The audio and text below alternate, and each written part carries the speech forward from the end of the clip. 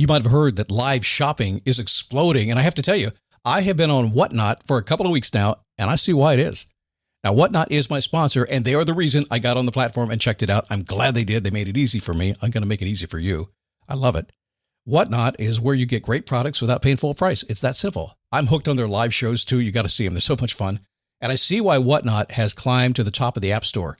And listen, if you're selling online, or maybe you have a storefront and you're hoping people will find your listing or maybe walk in your store, Whatnot flips that, because on Whatnot, you go live and you sell directly to people in real time. And I may admit, although you didn't hear from me, I may have picked up a couple of power tools or so in the past couple of days. I'm just saying. Whatnot, it's the largest dedicated live shopping platform with beauty, collectibles, electronics, luxury, fashion, even cookies, and anyone can sell. In fact, people who sell on Whatnot sell 10 times as much as any other major marketplace. That's because you're not just listing products, you're building real connections with buyers. So whether you're shopping or you're selling, download the Whatnot app today and get free shipping on your first order. Just search WHATNOT, Whatnot, in the App Store and start scoring amazing deals. So I was whining to my wife the other day, said, I need new glasses. And she said, well, get some. I couldn't tighten them anymore. They were scratched. You know the thing, right? But I didn't want to go through the process because you have to make the appointment. You have to spend weeks to get them done. And you got to pay a fortune, right? That's real. But I did. I spent $500 on frames and glasses, and that was cheap. And then I ordered a pair from my sponsor, Zenni Optical, for $70. Zenni is an online eyewear shop, prescription glasses, sunglasses, blue light lenses, starting at under $30. You go to Zenni.com, you pick a frame, upload your prescription, and they ship it to your door. No appointment, no store, no upsell at the counter.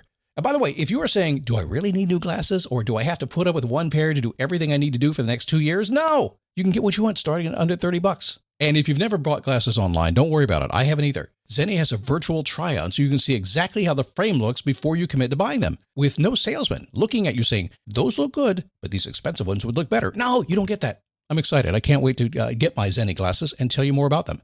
If your glasses are overdue for a refresh, now's the time. Go to Zenni.com/podcast and use the code podcast15 for 15% off your first order. The styles sell out, so don't sit on it. That's ZENNI.com/podcast. Promo code podcast15.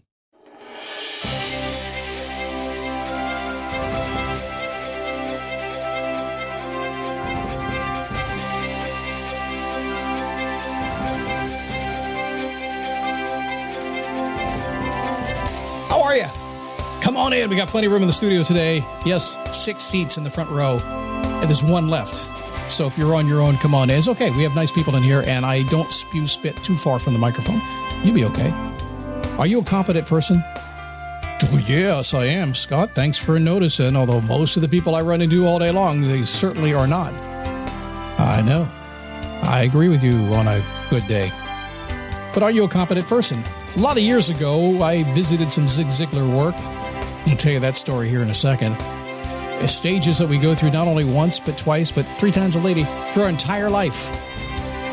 We go through these stages of incompetence. We'll talk about that today. Or stages of competence.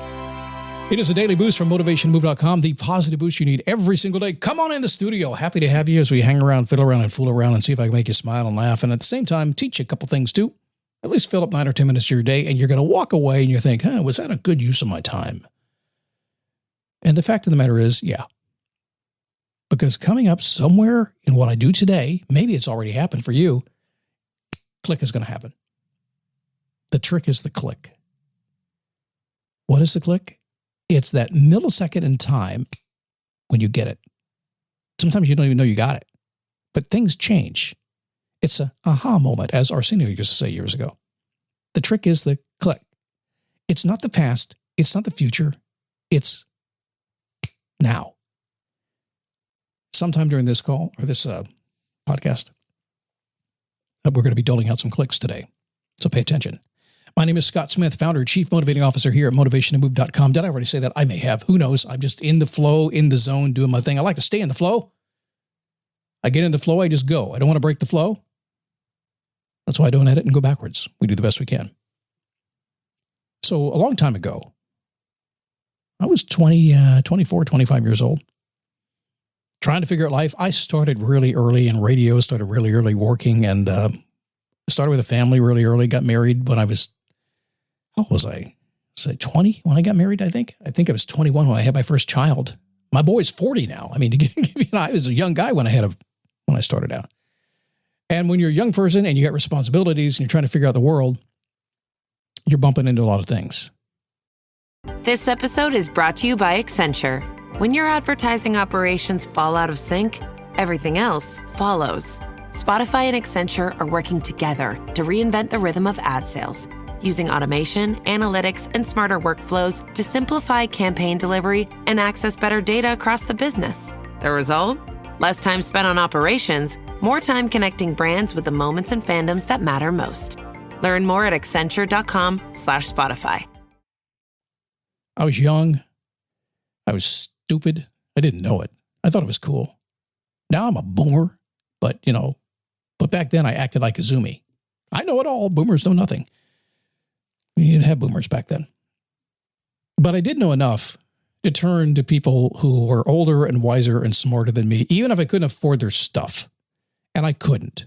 I had kids. I couldn't buy stuff. But I had a friend, Larry.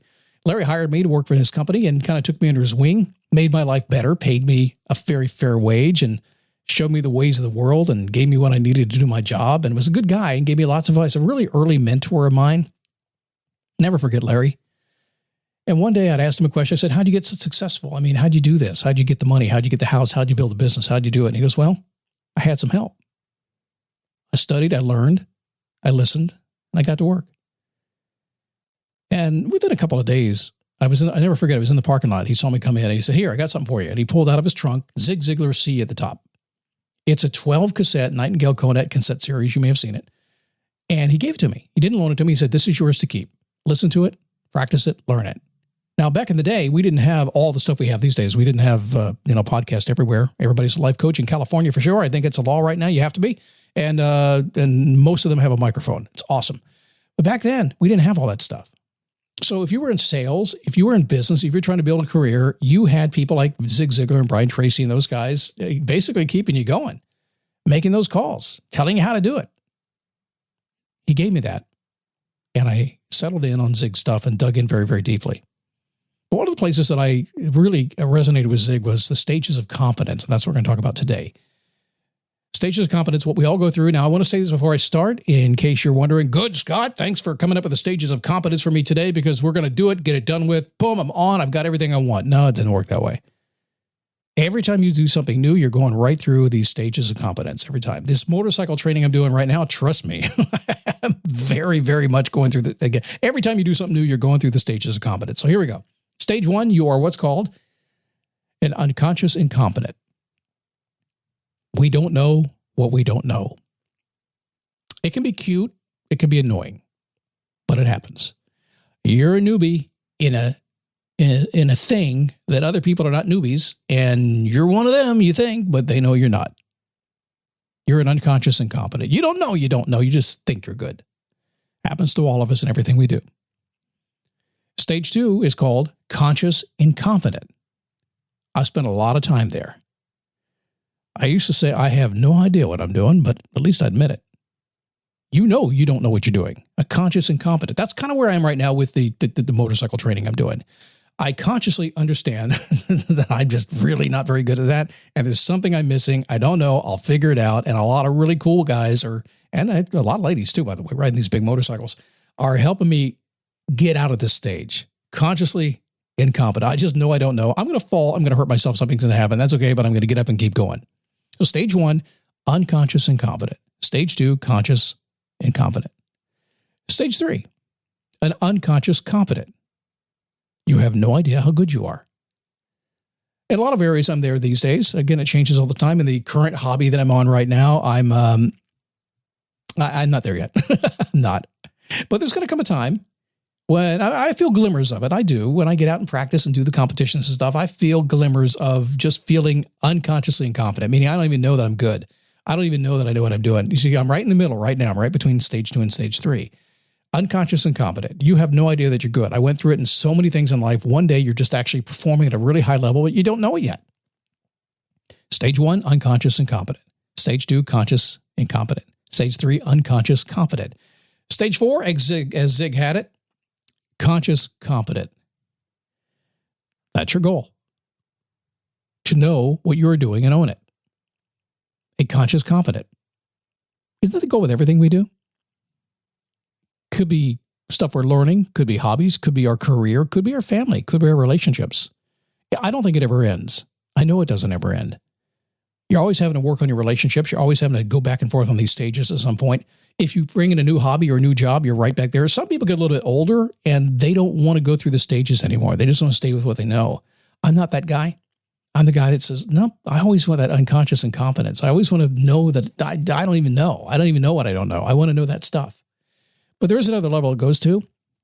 Zig didn't talk about this back in the day, but it kind of evolved to it. Most people continue to another level. You can call it conscious competence. Ooh, conscious competence. That is the ability to recognize and develop unconscious competence in others. And I think that's where you need to be. In fact, that's where I spend a lot of my life in terms of this job that I do these days, just the sheer volume of work that I've done, the sheer hours, tens of thousands of hours of talking to people has given me a gift of understanding and being able to recognize when somebody else is unconsciously competent, trying to work through the process. And I'm able to see that. That's where you'll get to. And that's that wisdom. That's that upper level of being able to help and push your legacy out there and help others get what they want. That's where you want to be. So think about that as you go through your day today, as you're starting. Where are you? Where are you? Unconscious incompetent? You don't know, you don't know. Conscious competent? You don't know, you don't know. Unconscious competent? You're getting good, but you don't know it yet. Or conscious competent, you got it, you own it, you're into it. Where are you? With the advanced method? Look around you. People you're working with. People you're hired. Your family, your kids, your grandkids. Where are they on that list? It'll help you calm down quite a bit and just relax and just enjoy where you are. If you can look around you and clearly see where other people are, and then you can step in and help them too. It's awesome.